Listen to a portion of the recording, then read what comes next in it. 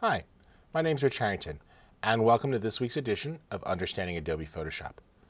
We're going to take a look at a special selection technique that you're going to use when doing professional print jobs, and that is a spot color channel. Now, spot colors are often in your images, and they'll be used for particular designs, like if you have a color used in this case for a logo or text that has to be precise. This may often be the case if you're working with specialty inks like Pantone prints, and these colors are locked in generally for a corporate color scheme or for particular branding purposes. In order to get these results when you send the job to a professional printer, you're going to need to have the spot color channel, which defines where that spot color is going to go. So it all starts with a selection. Let's see how. I've got this multi-layer postcard up, and I want to load the blue text here.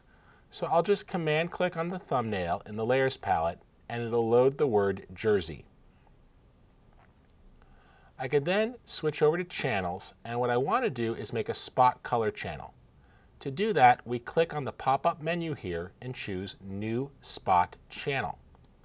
Now that'll open a box, and it says, what's it going to be called? Spot Color 1. Now it's not a bad idea to name that, but it's really up to you. We can always come back, and here it's just showing the color for the mask.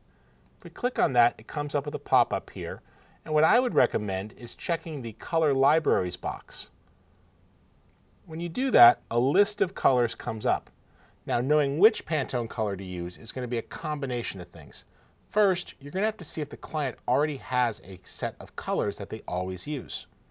Next, you're going to want to check with the printer and see which type of Pantone inks they're going to be using or any other brand that they might specify.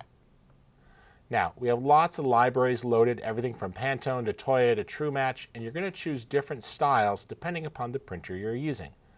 The Pantone Solid Coated, however, is one of the most popular libraries.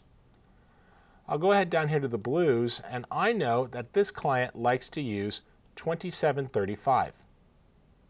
Now let's go ahead and click OK. It put the name in there, and here's the thumbnail of the color, and then I can adjust solidity to impact how much of that spot color is going to print.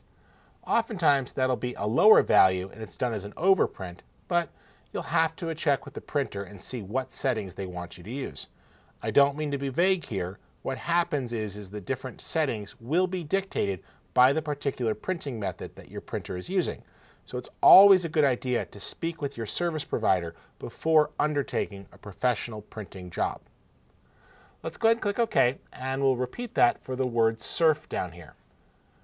Now I'm going to go ahead here and Command or Control click on the thumbnail to load it, then switch back to channels and choose New Spot Channel. Calls up the dialog box. We click on the thumbnail swatch and select the appropriate red. In this case, Pantone 1788 coated. Click OK, and the values are in there. And we could then say OK. Now, if you take a close look over here at channels, you'll notice that there are two channels added to the document. Besides the red, green, and blue, we actually have two Pantone spot color channels. Also, most likely, this would be in the CMYK image mode. So let's go ahead and switch that, but not flatten things.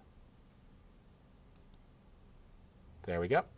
You see that we now have cyan, magenta, yellow, and black, and this is indicating how things are going to print, as well as the two spot color channels called out. How you undergo this is pretty straightforward. It's just important that you have an accurate selection, then go to the Channels palette and save a spot color channel. Remember, those spot color channels are only for professional output, which generally means you're going to be doing a film output before it goes through the printing press. I hope you enjoyed this week's episode of Understanding Adobe Photoshop. I'm your host, Rich Harrington. Be sure to visit our resource blog at rastervector.com, where you can find all sorts of great downloads, free images, tutorials, industry news. And I'd appreciate it if you check out our brand new book, Understanding Adobe Photoshop CS4 from Peach Pit Press.